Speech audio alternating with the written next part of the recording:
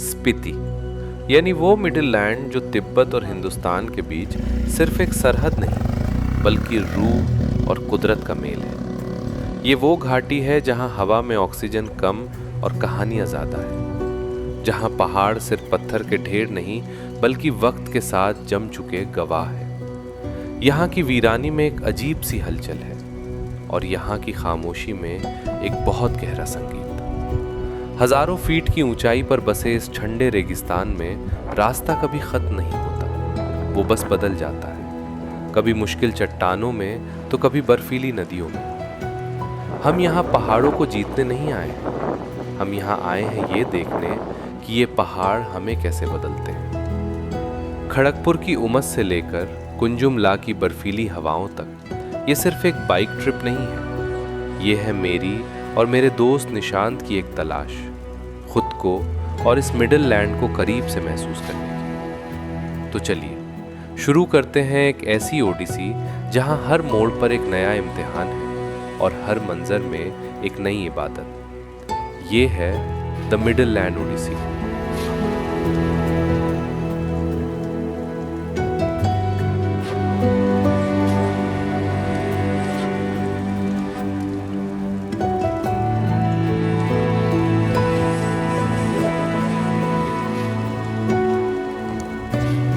पर देखे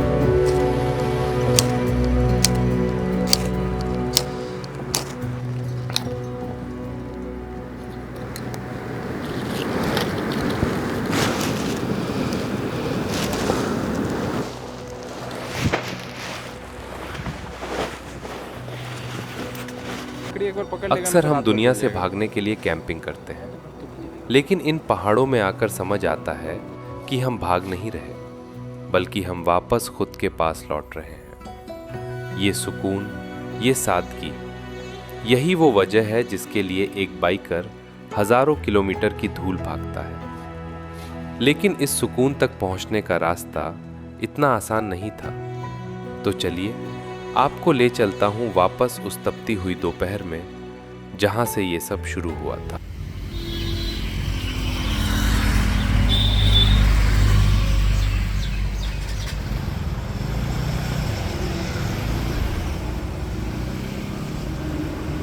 hello and welcome back to my YouTube channel. मैं हूं सोमू चैटर्जी और आप देख रहे हैं नेचर मोटो। एक और एडवेंचर वाला जर्नी स्टार्ट हो चुका है मेरा खड़गपुर से। सुबह को 6 बजे ही मैं स्टार्ट कर दिया था राइड, लेकिन उस वक्त ब्लॉग शुरू नहीं किया था। यहाँ जमशेदपुर क्रॉस करने के बाद ब्लॉग स्टार्ट कर रहा हूँ। सफ़र की शुरुआत अकेले हुई थी। खड़गपुर की वो उमस और पीछे छूटता मेरा शहर। सामने था 2000 किलोमीटर का वो तन्हा रास्ता जहाँ मेरे और मेरी मंजिल के बीच सिर्फ हाईवे की गर्मी और मेरे इंजन की आवाज़ थी। बंगाल की गर्मी और इन अंतहीन सड़कों ने मेरा कड़ा इम्तिहान लिया। पसीने से भीगा हुआ शरीर और थका देने वाले वो लंबे घंटे जहां हर मील का पत्थर बस यही पूछ रहा था कि अभी और कितना दूर। बोल रहे यही रास्ता जाता मुड़ी टिकर, यही रामगढ़। अकेले राइड करना आपको खुद से मिलाता तो है, लेकिन ये रास्ते बहुत बेरहम भी होते हैं। और फिर आखिरकार दिल्ली की भीड़ दिखाई दी।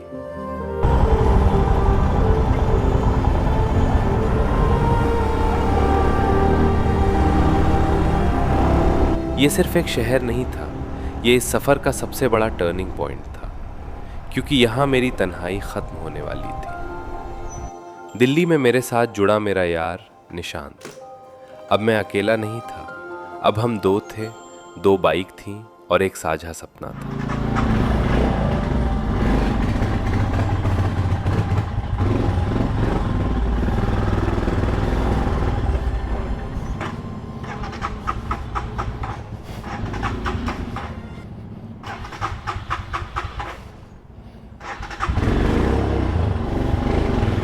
क्या होता है यार, इसको सब कुछ तो किया, इसको गर्म भी किया, सब कुछ किया।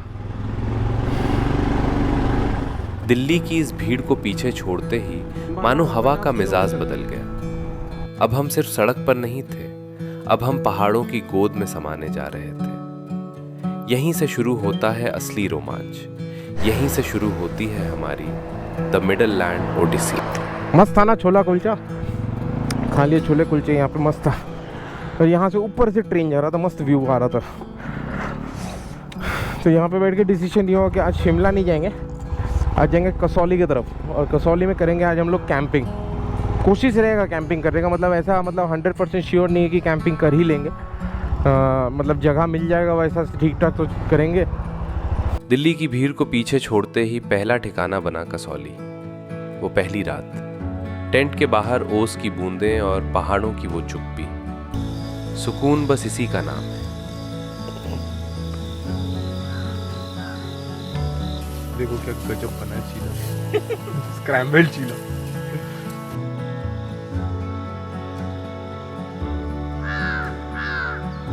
तो काफ़ी अच्छा कैंपिंग का एक्सपीरियंस रहा है। यहाँ पे मस्त ब्रेकफास्ट वगैरह बनाए, खाना वाना खा लिया यहाँ से। अब निकलते हैं फटाफट बाइक पे बैठकर। पर हिमालय इतनी आसानी से अपना रास्ता नहीं देता। शिमला से पहले ही निशांत की बाइक ने जवाब दे दिया। भारी खर्चा और बिगड़ता प्लान, लेकिन सोलन के सर्विस सेंटर वालों ने हमारा साथ निभाया। एक रात सोलन की गलियों में रुकी ताकि कल हम फिर से इन रास्तों पर दहाड़ सकें।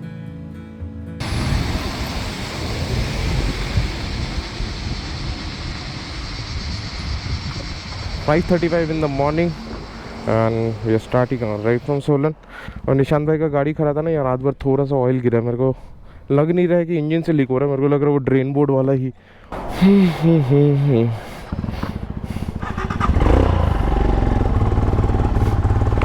चल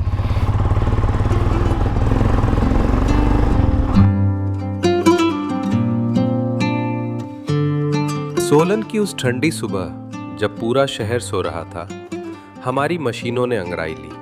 पहाड़ों में सफर का सबसे खूबसूरत हिस्सा यही होता है, जब सूरज निकलने से पहले की वो नीली धुंध और ताज़ी हवा आपके चेहरे को छूती है। जैसे जैसे दिन ने अपनी आंखें खोली, हम भी एक छोटे से मोड़ पर रुक गए। तो सोलन से निकल के लगभग 2 घंटा लगातार चलाएं। गूगल मैप में जैसे दिखाया था 1.5 घंटा लगेगा शिमला पहुंचने में। तो शिमला पार कर चुके हैं, पूरा मस्त व्यू मिल रहा था शिमला का। और लकीली वो टूरिस्ट वाला ट्रैफिक बिल्कुल भी नहीं मिला। तो शिमला पार हो चुका है, कुफरी पार हो चुका है, और अभी हम लोग हैं फागू में। और फागू में बैठ के ये हैरी पॉटर के मैजिक पॉइंट की तरह घुमा रहा था बात करके। तो फागू में बैठ के खा रहे क्रीम रोल और उसके साथ चाय।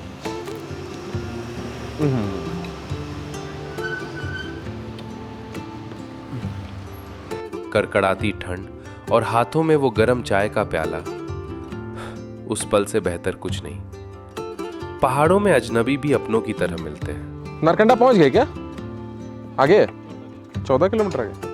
तो नारकंडा से 14 किलोमीटर आगे रुके। यहाँ पे बहुत सारे सेब की गाड़ी दिखा रहा था मैं, लोडिंग हो रहे, सब अनलोडिंग हो रहे हैं सब। तो वहीं से थोड़ा सा सेब मांगा तो उन्होंने 6 पीस सेब दिया, 3 मेरे 3 निशांत भाई के। और जो व्यू है यहाँ से उसका थोड़ा टाइमलेस वगैरह निकाला जा रहा है यहाँ से। देखते कैसा आता है, अच्छा आएगा तो देख चुके होंगे आप वीडियो पे।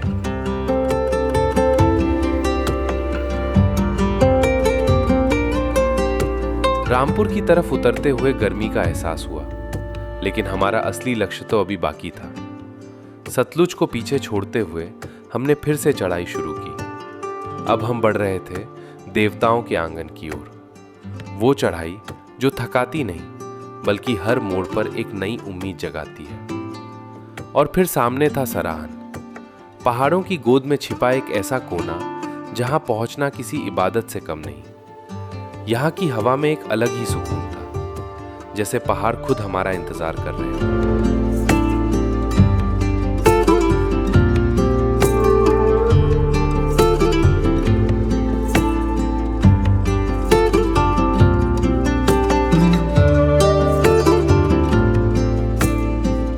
सराहन, जिसे देवताओं का निवास कहा जाता है, यहाँ का आर्किटेक्चर और वो पुरानी परंपरा, जब देवता मंदिर में पधारते हैं तो ऐसा लगता है जैसे समय ठहर गया हो। कैंपिंग के लिए टेंट हमारा सेटअप हो चुका है और सारहन में होगी आज नाइट कैंपिंग। हिमाचल प्रदेश के इन जंगल वाले पहाड़ों पे होगी आज नाइट कैंपिंग।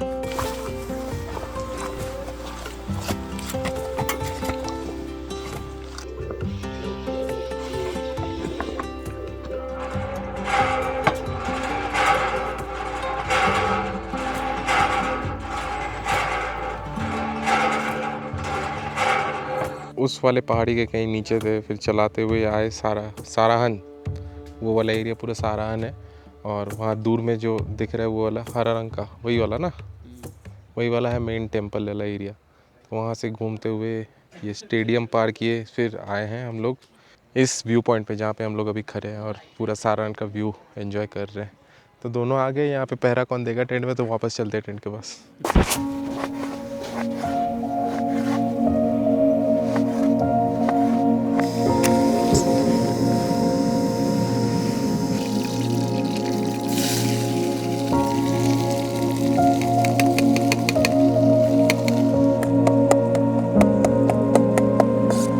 रात की उस ठिठुरती ठंड में हमने खुद सब्जी और चावल पकाए। वो गर्म निवाला उस बर्फीली हवा में किसी वरदान जैसा था। तो जी गुड मॉर्निंग हो चुका है हमारा साराहन में, और कल रात को मस्त खाना वाना खा के नींद भी बहुत बढ़िया हुआ। और कसौली में जो कैंपिंग का लोकेशन मिला था उससे तो फार बेटर ये लोकेशन है। पूरा जंगल का एम्बियंस था, रात भर बंदर वंदर घूम रहे हैं, ये सब सीन था रात में।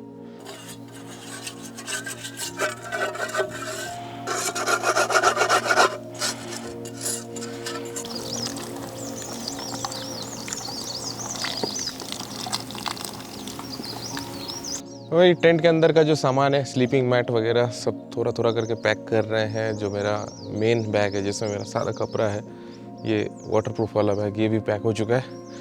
अब बस बर्तन धोने का टाइम था, तो आज निशांत भाई बर्तन धो रहे हैं। लास्ट टाइम मैं किया था, ऐसे ऑल्टरनेट करके कर लेते हैं तो मज़ा आता है। 8:16 in the morning, we are all set to leave towards Sarahan town. Sarahan यहीं पे कैंप किए थे, और जो रास्ता मैं कल रात को दिखा नहीं पाया था वो अब आपको दिख जाएगा किस रास्ते से हम लोग आए थे। पूरा धुंध हो रखा है एकदम। यार बाइक लगा के एक फ़ोटो तो बनता था, तो देखिए थोड़ा देर वेट किए, ऑनकमिंग ट्रैफिक वगैरह को थोड़ा हिसाब लगाए, फिर जाके खिंचवाएं फ़ोटो यहाँ पे किन्नौर गेट पे।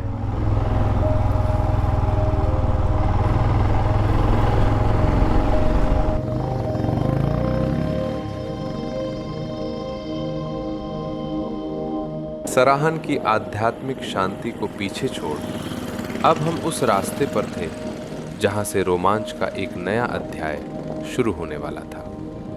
जैसे जैसे पहिए आगे बढ़ रहे थे, पहाड़ अब सिर्फ ऊंचे नहीं बल्कि डरावने और विशाल होते जा रहे थे। जैसे ही हमने वो ऐतिहासिक किन्नौर गेट पार किया, मानो दुनिया ही बदल गई। इसे सिर्फ एक गेट कहना गलत होगा, ये एक दहलीज है, एक दूसरी दुनिया में कदम रखने की। तो जहाँ पे लंच करने के लिए रुके थे वहाँ से थोड़ा सा ऊपर आ गए और पहुँच गए हैं सांगला। मस्त व्यूज़ के साथ सांगला में एंट्री हुआ। चारों तरफ एप्पल के गार्डन्स दिख रहे थे और ऐसे पहाड़ों के बीच में बसा हुआ एक प्यारा सा खूबसूरत सा टाउन है। तो यहाँ पहुँचने के बाद हमने डिसीजन ये लिया कि हमें करना है आज कैंपिंग। और चितकुल के पहले एक गाँव आता है रक्षम, तो वहीं पर जाकर कैंपिंग करेंगे। यहाँ से 15-16 किलोमीटर के आसपास का डिस्टेंस है। हम चितकुल जा रहे थे, लेकिन रक्षम की खूबसूरती ने हमें रुकने पर मजबूर कर दिया। रक्षम पहुँच के खा रहे नारकंडा के सेब। नारकंडा का सेब है ना? अभी ये वाले खा लेंगे तभी तो कल रक्षम वाले देंगे हमें। खत्म नहीं करेंगे तो कल कहाँ से लेंगे, जगह बनाना पड़ेगा ना। अभी और 2 सेब बाकी हैं।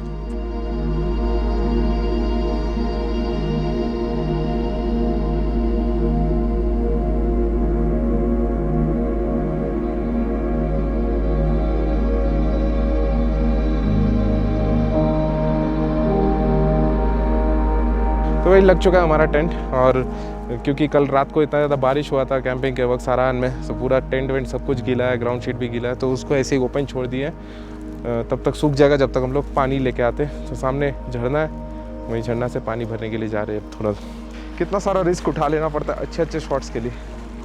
ये बैग थोड़ा धो लेता हूँ, बहुत गंदा हो गया। स्थानीय लोगों ने प्यार से सेब खिलाए, हमने पहाड़ों के झरने से पानी भरा और रात की खामोशी में क्रिकेट मैच देखते हुए अपना टेंट लगाया। यही तो है बाइकिंग लाइफ, कोई प्लान नहीं, बस पल में जीना।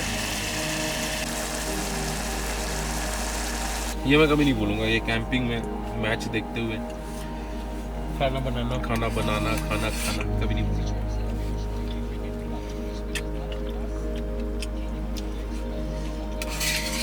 ये सब ना एक्सपीरियंसेस है एक। आत्मविश्वास है कि बल्लेबाज को ललचा कर आउट करे, तो शायद मुझे लगता है कि ये बड़ी विकेट जो फकर जमान की। Good morning. अभी सुबह के 7 बज रहे हैं और उठ चुके हैं हम लोग। मतलब स्लीपिंग बैग से तो निकलने का बिल्कुल भी मन नहीं कर रहा था, बट जैसे तैसे तो निकल उठ गए हैं क्योंकि तैयार भी होना है और आज लगभग 100-150 किलोमीटर के ऊपर चलाना है, तो जल्दी जल्दी पैक करके निकलने का। जिस एरिया में हम लोग हैं ये एरिया सेंचुरी एरिया है, तो जैसे आप रक्षा में एंटर करोगे तो वहाँ पे दिखेगा कि no camping in the sanctuary area without prior permission. तो हमने गांव वाले से पूछा, उन्होंने कहा पंचायत से पूछो। पंचायत वाले के पास गया तो वो लोग बोले कि क्लब से बात करो। तो क्लब वाले जिनसे हम कल बात करके इस जगह पे आए, उन्होंने बोला कि आप लोग टेंट लगा लो, कोई दिक्कत नहीं होगा, हम लोग रॉयल्टी ले लेंगे थोड़ा बहुत, जैसा कि मैंने वीडियो में शुरू में बताया था। अब शाम को 2 लोग आए क्लब के, वो लोग आके ये बोल रहे कि यहाँ पे नहीं लगा सकते, आप लोग पहाड़ के ऊपर लगा सकते हो। तो थोड़ा सा कन्फ्यूजन हो गया उस चीज़ में। यार ये कैंपिंग करते वक्त ना बर्तन धोना बहुत कठिन काम है। थोड़ा सा पास कर दो मेरे को, इधर गर्म पानी कर लिया था इसलिए बर्तन धोने के लिए दे दो यार।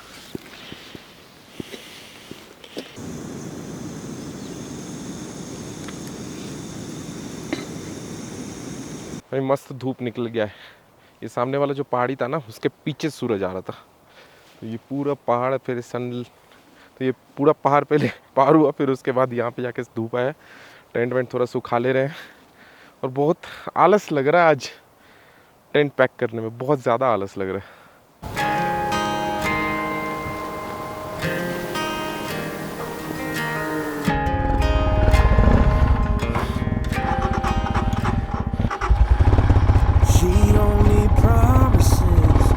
पूरा ऑफ रोड वाला रास्ता है।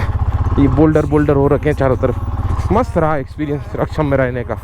और अभी मैं सुबह को जब देखा निशांत भाई का गाड़ी थोड़ा धुआं मार रहा है, तो चितकुल की तरफ नहीं जाएंगे। चितकुल जाके फिर वापस आने में 2-3 घंटे लग जाएंगे, आराम से रुकेंगे भी वहाँ पे। और गाड़ी धुआं मार रहा है, इंजन ऑयल कम हो जाएगा तो फिर इंजन का सीज होने का भी सीन हो सकता है। तो निकल लेते हैं सीधा टूवर्ड सांगला और देखेंगे कहाँ पे रुकना है। चितकुल कैंसिल कर देता हूँ मैं। रिकोंग पियो की गहमा गहमी को पार कर हम पहुंचे कल्पा। सेब के बागानों के बीच एक प्यारा सा होम स्टे और छत से सीधा किन्नर कैलाश का नज़ारा। निशांत भाई के दोस्त थे।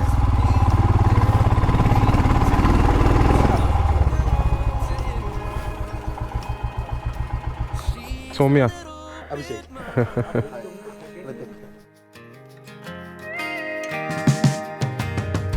Dancing like no one's watching, barefoot spinning round.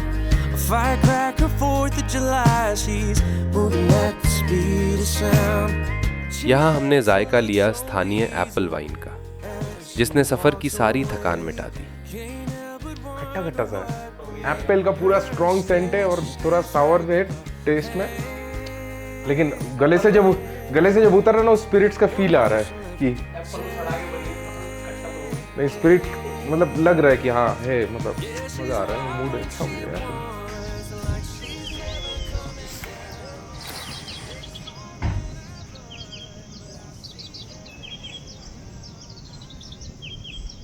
तो आज है 6 सितंबर, तो दिल्ली से मेरे राइड का ऑलमोस्ट 6th डे हो चुका है और आज के दिन हम किन्नौर वैली छोड़ के फाइनली एंटर कर जाएंगे स्पीति वैली।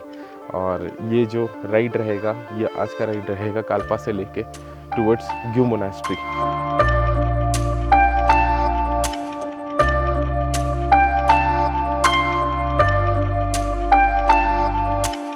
अगले दिन नज़ारा बदला। हरियाली पीछे छूट गई और सामने थे विशाल, वीरान और ऊंचे पहाड़। हम स्पीति में दाखिल हो रहे थे।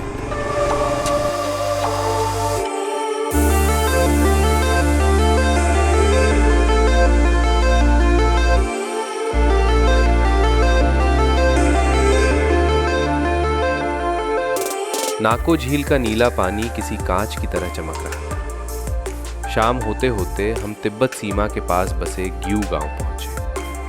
वहां की 500 साल पुरानी मम्मी के मंदिर के दर्शन किए और तारों के नीचे वो रात काटी जो शायद हमारी जिंदगी की सबसे यादगार कैंपिंग थी। तो अभी टेंट लगाने के पहले ना हम लोग पुअर जोक्स मार रहे हैं और पुअर जोक ये है कि दूर से देखा तो व्यू नज़र आया और सामने आकर देखा तो ऐसे व्यूज़ नज़र आया, निशान व्यूज़ भी नज़र आ गया।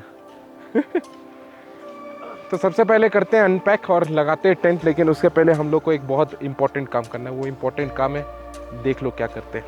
ये देखो जी गूगल मैप्स, ठीक है, यहाँ पे हैं हम लोग इस लोकेशन पे, और इसको थोड़ा सा जूम आउट करेंगे। ये देखो गूगल मैप्स, ये हमारा लोकेशन, और यहाँ से है एरियल डिस्टेंस अगर बोले तो 1.5 किलोमीटर पे चाइना बॉर्डर। रख दो उसको, घिरा हो रहा है ना तो। आलू तो नीचे गिर गया, इस पे जल रहा है, हटाओ। आलू जल रहा है तो बनेगा ना आलू टिक्का। जल जैसे स्टोव खराब हो जाएगा। स्टोव खराब हो जाएगा। यहाँ पे प्याज भी गिरा है, ये क्या है?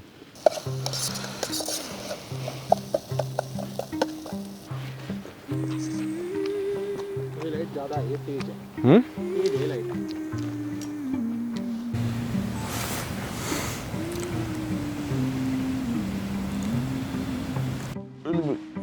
फुटेज आप चलो। बहुत ठंड है, रात को कम से कम 2-3 डिग्री में उतर गया था पक्का, 100%। जहाँ पे हम लोग टेंट लगाए तो वहाँ पास से एक नदी भी बह रही है, तो मस्त नदी का आवाज़ अच्छा लग रहा है सुन के। नहीं अच्छा, तो सामान वामान सब पैक हो चुका है, लोड कर दिए हैं बाइक पे। अब बस निकलना है यहाँ से टूवर्ड्स काजा ही जाना है ना हम लोगों को। और बीच में पड़ेगा टाबो, यहाँ से जहाँ पे जो मेन रोड है उसका डिस्टेंस लगभग 8-9 किलोमीटर है। टाबो ब्रिज पार कर रहा हूँ, टाबो ब्रिज।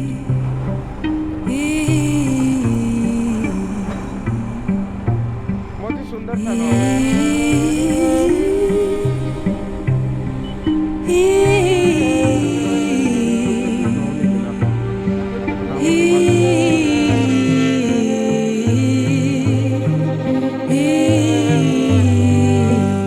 धनकर गोम्पा के दर्शन करते हुए हम पहुंचे काजा।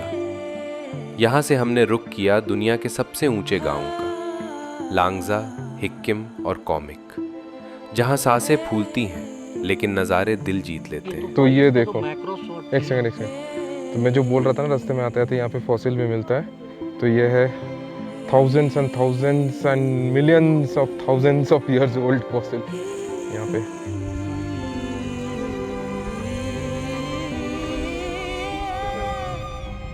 पूरा सिक्किम का व्यू।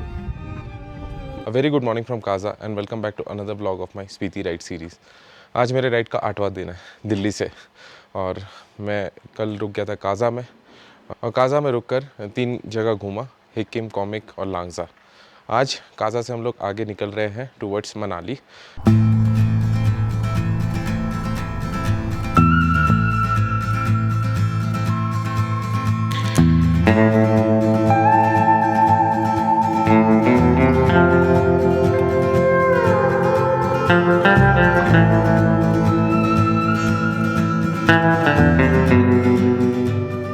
तो की मोनास्ट्री के बाद हम लोग अभी पहुंच चुके हैं चिचम ब्रिज पर। तो जो किब्बर गांव है वो बाईपास हो गया। जो ऑफ रोड पे हम लोग चलाते हुए चिचम ब्रिज पर पहुंचे हैं वो एक्चुअली बाईपास था, वो किब्बर गांव नहीं। तो पहले जो रास्ता था वो किब्बर गांव होके फिर यहाँ आना पड़ता था। तो अभी चिचम ब्रिज पर रुके हैं, थोड़ा चाय वाय पियेंगे। अरे छाँव छोड़ो, बक्तौन बेरी का जूस वैसा ही लग रहा। टाटा ग्लूको। लोसर में घर वालों को आखिरी फोन किया और फिर शुरू हुई कुंजुमला की चढ़ाई। मटाल 22 किलोमीटर, मनाली 134। 15,000 फीट की ऊंचाई, जहां हवा में ऑक्सीजन कम और रोमांच ज्यादा था। उतराई शुरू हुई तो रास्तों ने अपना असली रूप दिखाया। खतरनाक वाटर क्रॉसिंग्स, जहां एक गलती और सब खत्म। दिन छोटे थे इसलिए चंद्रताल जाने का वादा फिर कभी के लिए टाल दिया। सफर का आखिरी पड़ाव था छतरू। तो हम जो है पहुंच चुके हैं छतरू, और आज का दिन भर का जो राइड था वो पूरा खतरनाक, मतलब एडवेंचरस था। जो ऑफ रोड वगैरह सेक्शन मिला, मतलब वो तो पहाड़ था। अभी तक जितना भी एडवेंचर किया हूँ, जितना भी ऑफ रोड में चलाया हूँ, आज का सबसे बेस्ट था। और वो वाटर क्रॉसिंग भाई हालत ख़राब हो गया, पार होते होते पूरा पैर वैर सब कुछ हो रहा है, एकदम ठंडा हो गया पैर। तो यहाँ छतरू में एक ढाबे के पास रुके हैं, थोड़ा स्नैक्स वैक्स खाएंगे और थोड़ा चाय पियेंगे, और आज हम छतरू पे ही रुक जाएंगे टेंट लगा के। तो जो कैंपिंग वाला एक्सपीरियंस है और छतरू से आगे का जर्नी है वो इसके नदी के किनारे चाय का कप हाथ में लिए मैंने और निशांत ने उन यादों को समेटा जो हमने इन हज़ारों किलोमीटर में बनाई थी। शायद हम स्पीति को जीतने निकले थे, पर असल में स्पीति ने हमें जीत लिया। याद रखिए, पहाड़ आपको बुलाते नहीं हैं, वो आपको खुद को पहचानने का एक मौका देते हैं। खड़गपुर से स्पीति तक का ये सफ़र सिर्फ रास्तों का नहीं था, ये खुद तक पहुंचने का एक जरिया था।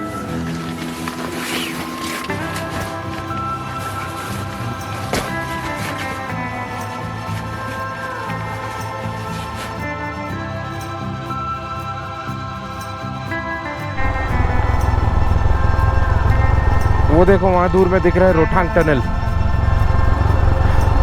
जो लाहौल और मनाली को कनेक्ट करता है। चलो तू जा रहे, दिल्ली जा रहे, दिल्ली में मिलते। तू जा रहे, चलो यहाँ से अलग हो जाता हम दोनों का रास्ता। मैं भटकूंगा पहाड़ों पे, मिलते हैं 8-9 दिन बाद। मत जलाओ। चलो बाय बाय। हेलो भाई, करो फिश बम्प, आ जाओ। अरे अरे अरे बाय बाय बाय।